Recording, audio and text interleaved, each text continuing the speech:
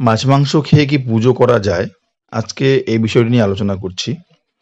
তো পুজো কথাটা শুনতেই মনে একটা পবিত্রতার আভাস উদ্ভাসিত হয়ে ওঠে। স্নান সেরে নতুন বস্ত্রাদি পরিধান করে শুচি মনে পূজা অর্চনা আমরা করি। সেক্ষেত্রে মাছ মাংস খেয়ে পুজো সেটাও কি সম্ভব? তো আমরা বাঙালিরা পুজোর একটা বিশেষ রীতিনীতি মেনে চলি।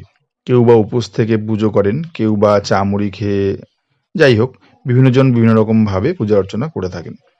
তো পুজোর নিয়মকানুন যাই থাকুক না কেন, আমিষ খেয়ে পুজো সেটা সাধারণত সম্ভবই নয়। পাড়ায় একটা ঢিড়ি পড়ে যাবে। তো বিষয়টা হলো, প্রথমে আমাদের বুঝতে হবে এই পুজো শব্দটার মানে কি। পুজো কথাটা এসছে সংস্কৃত শব্দ পু। পুজো পু, পু অর্থাৎ পুষ্প, মানে হচ্ছে পুষ্প।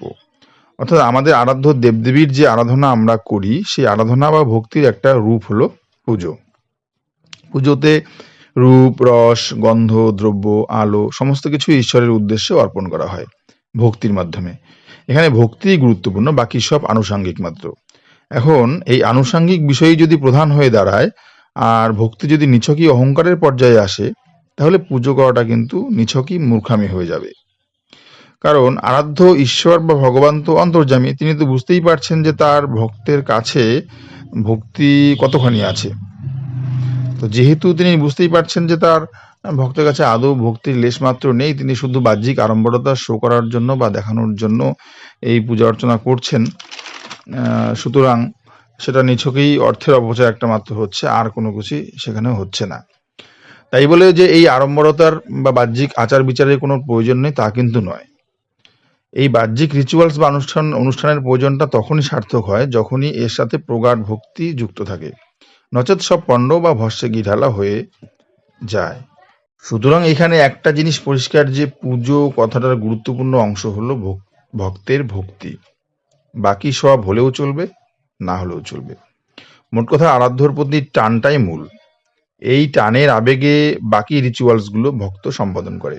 যেমন মনে করুন উপোস করা, স্নান করা, পরিষ্কার বা ধোয়া কাপড় চোপড় পরিধান করা, ফলমূল দ্রব্যাদি অর্পণ করা, ধূপ দ্বীপ গন্ধ প্রদান করা, ইত্যাদি ইত্যাদি বিভিন্ন রকম ভাবে বিভিন্ন জন বিভিন্ন রকম ভাবে করে থাকেন। এখন এই ভক্তির টানটা কিন্তু ম্যান টু ম্যান ভ্যারি করে, সবার ক্ষেত্রে এই টান একই রকম নয়। কেউ নিজেকে ঈশ্বরের দাস ভেবে পুজো করেন, কেউ নিজের পিতামাতা হিসাবে শ্রদ্ধা করেন বা ভক্তি করেন, কেউ তেনাকে পুত্র কন্যা হিসাবে ভালোবাসেন বা পুজো করেন, কেউ তাকে গুরু জ্ঞানে শ্রদ্ধা করেন বা পুজো করেন, কেউ তাকে সখা বা বন্ধু জ্ঞানে পুজো করেন বা ভালোবাসেন, ইত্যাদি ইত্যাদি। আবার ভক্ত যারা রয়েছেন বা আমরা যারা পুজো অর্চনা করি, আমাদের মধ্যেও কিন্তু একটা প্রকারভেদ রয়েছে।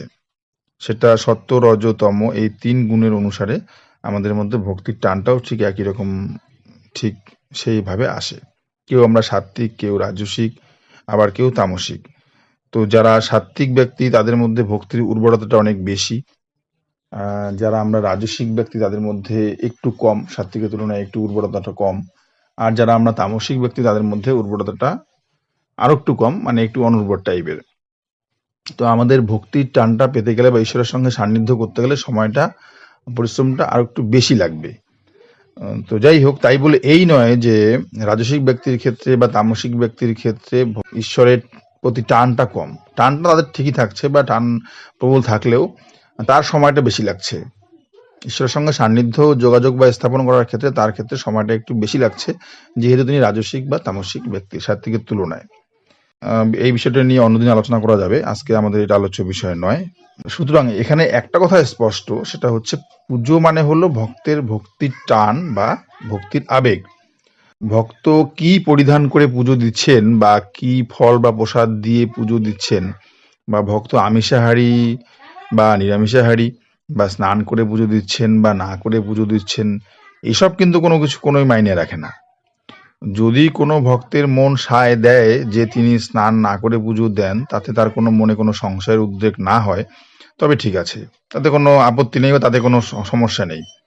কিন্তু সংশয়ের উদ্বেগ যদি হয় যে আমি স্নান না করে পুজোটা দিচ্ছি, পুজোটা বা কেমন হবে, এটা হলেই কিন্তু গন্ডগোল। সেক্ষেত্রে তার ভক্তিটা পেকে যায়নি, এবং তিনি সেক্ষেত্রে তার স্নান সেরেই পুজোটা করা উচিত। উদাহরণস্বরূপ আমরা রামকৃষ্ণ পরমহংসদেবের নাম জেনেছি, যদিও তিনি শাক্ত ছিলেন। তো তো আমরা শাক্তই হই, বৈষ্ণবী হই, বা শৈব হই, যাই পূজা করি না কেন, যেটাই করি না কেন, ভক্তিটাই আমাদের আসল কথা। ভক্তি হচ্ছে মূল বিষয়। ভক্তি বাদ দিয়ে বাকি যে সমস্ত কিছু আছে সমস্ত কিছুই কিন্তু নিছক বা অর্থহীন। তো রামকৃষ্ণ পরমহংসদেবের কথা বলতে গিয়ে বলতে চাচ্ছিলাম এই কারণে যে তিনি কিন্তু মাছ মাংস খেতেন, এবং মাছ মাংস খেয়েও কিন্তু তিনি মায়ের সঙ্গে, দিব্যি মানুষের সঙ্গে মানুষ যেরকম ভাবে কথাবার্তা বলেন তিনি কিন্তু সেরকম ভাবেই কথাবার্তা বলতেন। তো কি খেয়ে তিনি মায়ের কাছে এসেছেন বা তিনি পুজো করতে এসেছেন, সেটা তিনি মনেই করতে পারতেন না। ভক্তির আবেগে তিনি আবেগে আপ্লুত থাকতেন।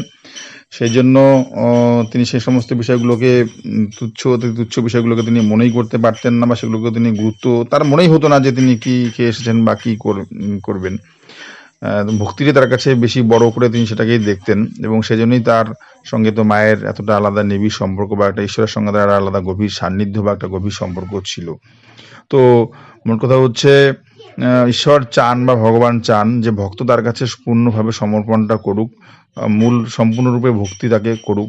আমিষ বা নিরামিষ এসব থাকলে, বা এসব খেয়ে আসলে, বা এসব সমস্ত কিছু থাকলে ভক্তি কম হবে বা বেশি হবে, বা ঈশ্বর তেনাকে গ্রহণ করবেন না, এসব নিছকই বাতলামি বা মিথ্যাচার। মোট কথা, আপনার মন যদি সায় দেয় আপনি খেয়ে দিয়ে পুজো করতে পারেন, এতে কোনো অসুবিধে নেই, এতে কোনো পাপও নেই। আজকে আলোচনা এই পর্যন্তই।